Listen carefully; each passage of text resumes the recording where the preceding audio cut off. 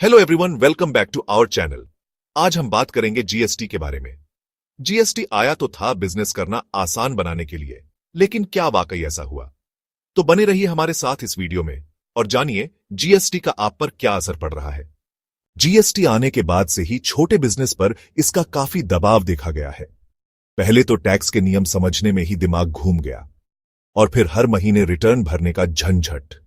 छोटे दुकानदारों के पास अकाउंटेंट रखने के पैसे नहीं होते और उन्हें खुद ही सारा काम संभालना पड़ता है।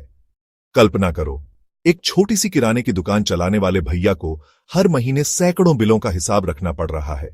जीएसटी के अलग अलग स्लैब समझने पड़ रहे हैं, और फिर ऑनलाइन रिटर्न भरने के लिए साइबर कैफे के चक्कर काटने पड़ रहे हैं।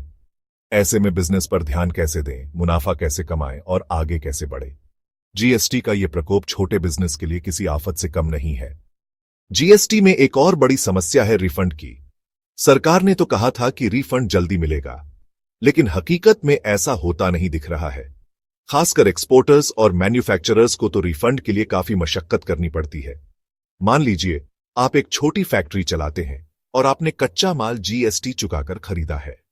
अब आपको तैयार माल बेचने पर रिफंड मिलना चाहिए, लेकिन ये रिफंड मिलने में महीनों लग जाते हैं।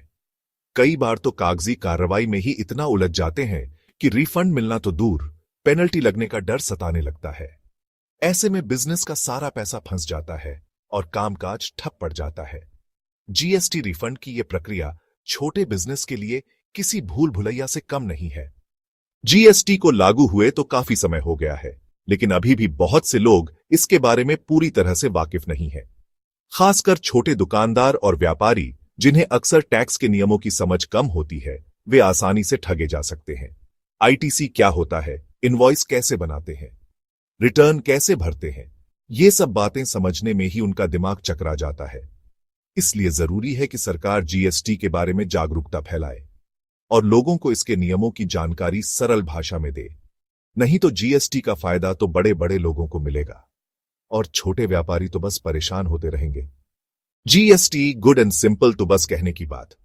जब जीएसटी आया था तो कहा गया था कि यह गुड एंड सिंपल होगा। हकीकत तो यह है कि जीएसटी अभी भी काफी जटिल है और इसमें सुधार की बहुत गुंजाइश है।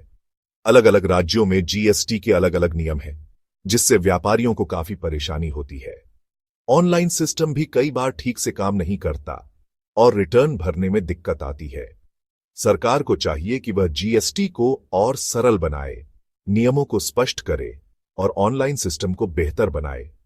तभी जीएसटी सही मायने में गुड एंड सिंपल बन पाएगा। जीएसटी को बेहतर बनाने के लिए क्या किया जा सकता है?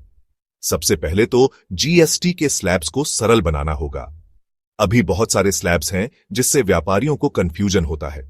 दूसरा, रिफंड की प्रक्रिया को आसान बनाना होगा। रिफंड जल्दी मिलना चाहिए और इसके लिए कागजी कार्रवाई कम से कम होनी चाहिए। तीसरा, सरकार को छोटे व्यापारियों को जीएसटी के बारे में जागरूक करना होगा और उन्हें ट्रेनिंग देनी होगी।